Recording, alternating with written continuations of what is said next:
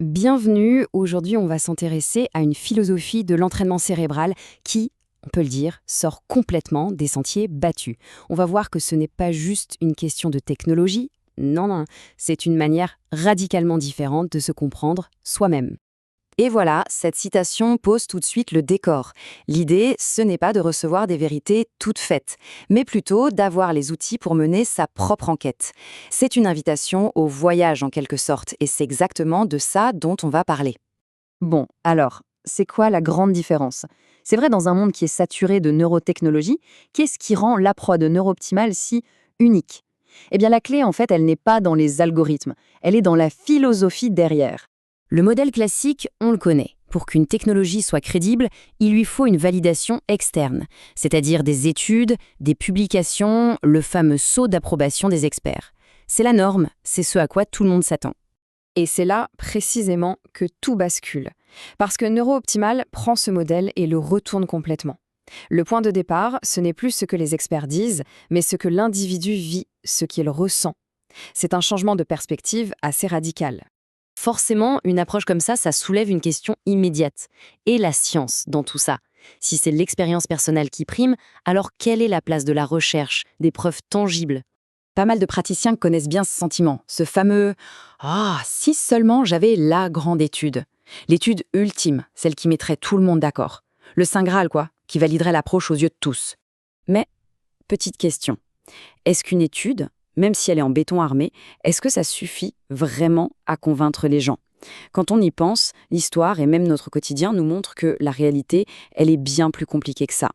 Il suffit de regarder quelques exemples. On a des preuves irréfutables que la Terre est ronde. Et pourtant, il y a toujours des gens qui en doutent. Pareil pour les premiers pas sur la Lune. Qu'est-ce que ça nous dit? Ça nous dit que la recherche, elle propose des choses, mais elle ne les impose pas. Les données toutes seules, ça ne peut pas forcer une conviction. Ce qui nous amène à un mythe assez tenace, une critique qu'on entend souvent, est-ce que cette approche serait anti-science? Alors essayons de démonter un peu cette idée. Voilà l'accusation typique. Le fondateur, Val Brown, serait anti-science et le système serait une sorte de boîte noire, impossible à vérifier. Alors qu'est-ce qu'il en est vraiment? En réalité, c'est même tout le contraire. Le système est entièrement basé sur des principes scientifiques et mathématiques très précis. D'ailleurs, des appareils sont régulièrement prêtés à des chercheurs et il y a même un directeur de la recherche dont le rôle est de coordonner ces études. Donc la posture, ce n'est pas d'être contre la science, c'est juste d'avoir une philosophie différente sur ce qui constitue la preuve ultime. Et là, on arrive au cœur philosophique du sujet. C'est une sagesse ancienne qui vient éclairer toute cette approche, le concept des deux témoins. Des deux témoins, tenez-vous-en au principal. Cette petite phrase, elle vient des enseignements Lojong du bouddhisme tibétain, et c'est la clé de tout. Mais qui sont ces fameux deux témoins? En fait, c'est très simple. Le témoin principal, eh bien, c'est soi-même. C'est son expérience directe, ce qu'on ressent au fond de soi. Après tout, personne d'autre ne peut vivre sa vie à sa place. Le second témoin, c'est tous les autres. La famille, les amis, les experts, les études scientifiques. Ils peuvent donner des conseils, bien sûr, mais ils restent extérieurs à l'expérience vécue. Attention, il faut bien comprendre le truc, s'en tenir au témoin principal, ça ne veut pas dire qu'il faut devenir un ermite et ignorer le reste du monde. Pas du tout. Ça veut juste dire que même quand on décide de suivre un avis extérieur, la décision finale, eh bien c'est nous qui la prenons, en connaissance de cause. C'est une question de souveraineté personnelle, en fin de compte. Et tout ça, ça nous ramène pile à notre point de départ, à cette idée fondamentale, celle de découvrir les choses par soi-même.